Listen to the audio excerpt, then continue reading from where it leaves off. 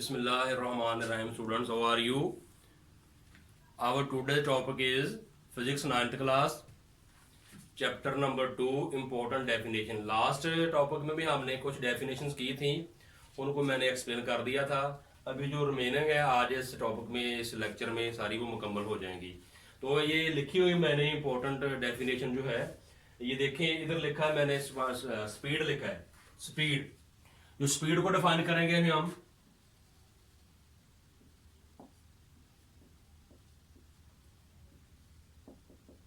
Distance covered by an object in unit time. Unit time में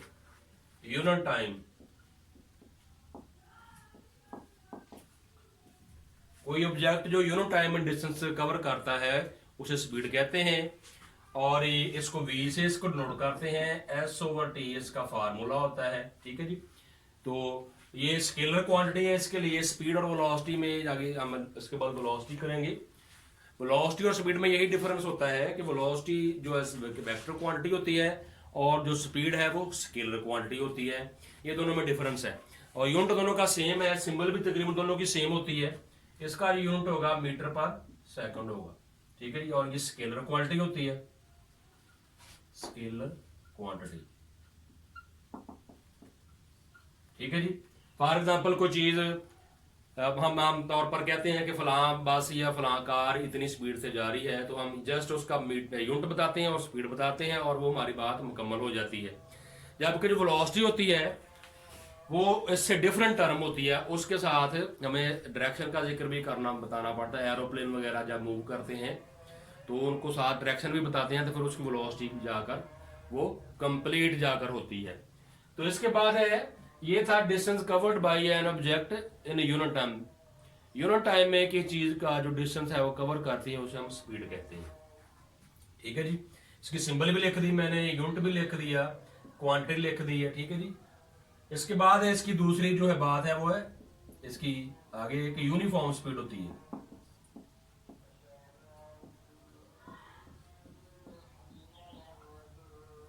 uniform speed होती है जैसे जब कुछ स्टार्ट में कुछ चीज मूव करती है तो आस्ता आस्ता उसकी स्पीड गेन होती जा रही है, वो अपनी स्पीड को अटेन करता जा रहा है. फिर एक यानी पॉइंट आता है कुछ टाइम के बाद वो उसकी स्पीड यूनिफॉर्म हो जाती है. यानी इक्वल टाइम में distance covered by an object, equal distance covered by an object in equal intervals of time. जो इंटरवल्स ऑफ टाइम में है, अगर 2 सेकंड में उसकी स्पीड जो है 2 सेकंड में उसकी स्पीड है 50 मीटर पर सेकंड. ठीक है जी. तो अगले इंटरवल में भी उसकी 4 सेकंड में कितनी होगी जी? 60 मीटर पर सेकंड. 6 सेकंड में कितनी हो जाएगी? 70 मीटर पर सेकंड. तो 10 का डिफरेंस आ रहा है, 10 का हर में. तो इस हिसाब से हम कह सकते हैं कि इसकी जो स्पीड है वो यूनिफॉर्म होती है. Distance covered by an object, speed और यूनिफॉर्म स्पीड डिफाइंड है यानी जो स्पीड होती है यूनिफॉर्म होती है वो इक्वल इंटरवल्स ऑफ टाइम में इक्वल अगर उसका अपना डिस्टेंस कवर हो. Distance covered by an object is same in equal interval of time then the speed will be uniform speed. Unit इसका भी मीटर पर सेकंड ही होगा, सिंबल इसकी भी यही होगी, सिर्फ ये इसमें ही फर्क होता है. इसके बाद है जी नंबर 3 पर जो आ जाती है हमारे पास velocity.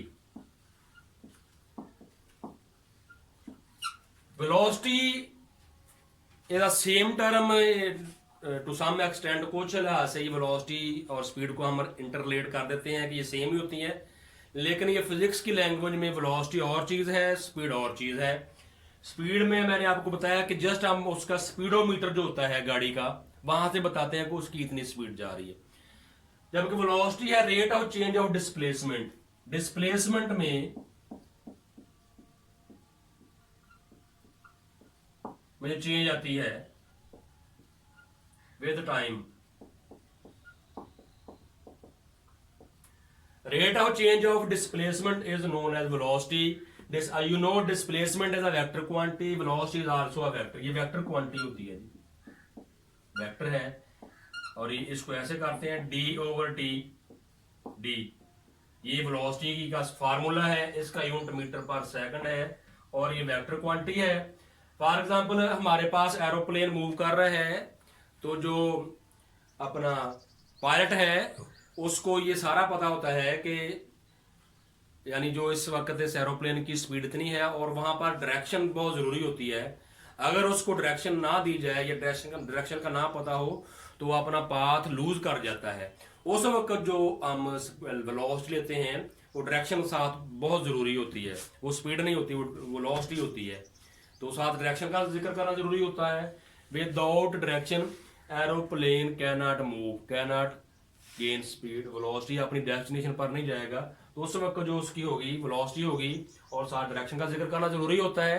Rate of change of displacement is known as velocity. इसके बाद है नंबर 4 पर है जी यूनिफॉर्म वेलोसिटी। सेम टर्म है, equal displacement if an object covers equal displacement, equal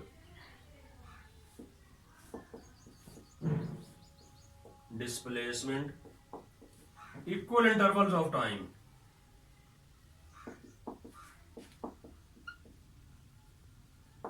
If an object covers equal displacement in equal intervals of time, then the velocity will be a uniform velocity.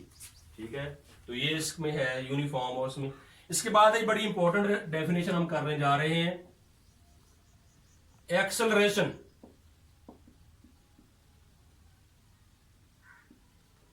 Acceleration vector quantity है ये भी, acceleration v/t इसका formula है।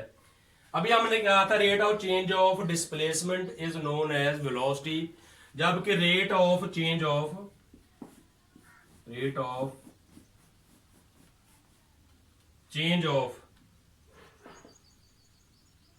Velocity ये होता है is acceleration. ये vector quantity होती है जी, वेक्टर है ये, इसका फार्मूला ये है, यूनिट इसका होता है मीटर पर सेकंड स्क्वायर, मीटर पर सेकंड स्क्वायर। ये वेलोसिटी का मीटर पर सेकंड है, ये अगर हम रखें मीटर पर सेकंड फिर बटे में, तो ये मीटर पर सेकंड 2 दफा आ जाएगा, मीटर पर सेकंड स्क्वायर। तो ये एक्सेलरेशन है जी। Rate of change of velocity is known as acceleration. इसको एक्सेलरेशन कहते हैं, वेलोसिटी की जो तब्दीली आती है विद टाइम से एक्सेलरेशन कहते हैं। इस तरह इसके बाद है यूनिफॉर्म एक्सेलरेशन।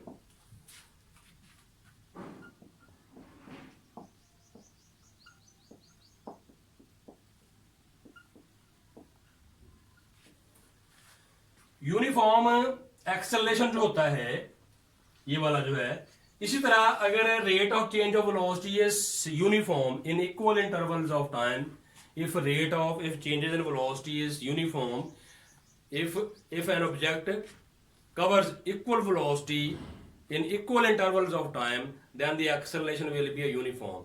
अगर acceleration बढ़ रहा है, अगर velocity बढ़ रही है तो acceleration पॉजिटिव होगा, और अगर velocity कम हो रही है तो acceleration नेगेटिव होगा। नेगेटिव acceleration को कहते हैं डिसेलरेशन या रिटार्डेशन भी कहते हैं। अगर velocity बढ़ रही हो तो एक्सेलरेशन पॉजिटिव होगा, अगर वेलोसिटी कम हो रही हो तो एक्सेलरेशन नेगेटिव होगा। नेगेटिव एक्सेलरेशन को रिटार्डेशन या डिसेलरेशन भी कहते हैं, नेगेटिव एक्सेलरेशन। ठीक है जी।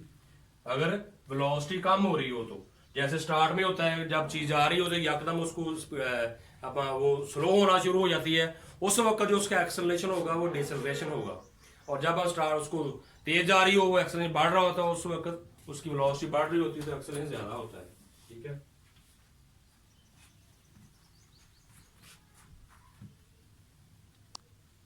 इसके बाद है जी ग्रेविटेशनल एक्सेलरेशन।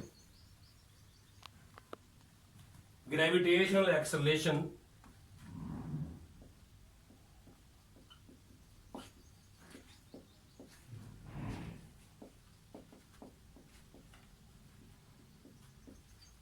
जी,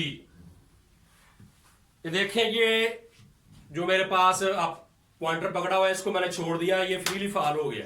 ये फ्रीली फॉल नीचे को चले गया। तो कोई भी चीज जब फ्रीली फॉल करती है तो वो नीचे को जमीन की तरफ आती है, ग्रेविटी की वजह से जमीन की तरफ आती है, वो फ्रीली फॉल करती है। तो उस वक्त जो एक्सेलरेशन होगा वो होगा ग्रेविटेशन। मूव तो वो करता है, जब कोई चीज मूव करती है उसके अंदर एक्सेलरेशन पैदा होता है। अब एक्सेलरेशन किस वजह से पैदा होता है? वो ग्रेविटी की वजह से होता है, इसलिए इसका नाम रखा है gravitational acceleration. The acceleration of body due to earth, the acceleration of freely falling body कह लें, फ्रीली फॉलिंग ऑब्जेक्ट्स, उसे कहते हैं ग्रेविटेशनल एक्सेलरेशन। जी इसकी ये जब जमीन के ऊपर इसकी वैल्यू होती है 10 मीटर पर सेकंड स्क्वायर, या 9.8 भी होती है, 9.8 मीटर पर सेकंड स्क्वायर। ठीक है जी, इसको कहते हैं ग्रेविटेशनल एक्सेलरेशन। जब कोई चीज ऊपर से नीचे को आती है उस वक्त ये होगा इस फॉर्म में, ऊपर से जब नीचे आएगी तो ये पॉजिटिव होगा, जब कोई चीज नीचे ऊपर को जाएगी तो फिर ये नेगेटिव होगा। अगर कोई ऑब्जेक्ट फॉल कर रहा है, फॉलिंग ऑब्जेक्ट का जो एक्सेलरेशन होगा वो होगा पॉजिटिव, और ऊपर को जब चीज अगेंस्ट ग्रेविटी चीज जाती है उस वक्त जो एक्सेलरेशन होगा वो नेगेटिव होगा। तो ये 7 अपना इसकी डेफिनेशन थी जो मैंने आप कर दी है। इससे जो पहले भी एक मैंने लेक्चर दिया था कुछ उसमें कवर हो गई है। ये चैप्टर नंबर 2 फिजिक्स की तमाम डेफिनेशन मुकम्मल हो गई हैं। तो इंशाल्लाह हम कल से इसके न्यूमेरिकल स्टार्ट करेंगे, उस वक्त तक आप इस सारे चैप्टर को याद कर लें। और ये सारे जो फार्मूले इसमें पढ़े हैं मैं लिख देता हूँ अभी, फार्मूले इंपॉर्टेंट फार्मूला भी साथ लिख देता हूँ मैं, इंपॉर्टेंट फार्मूला।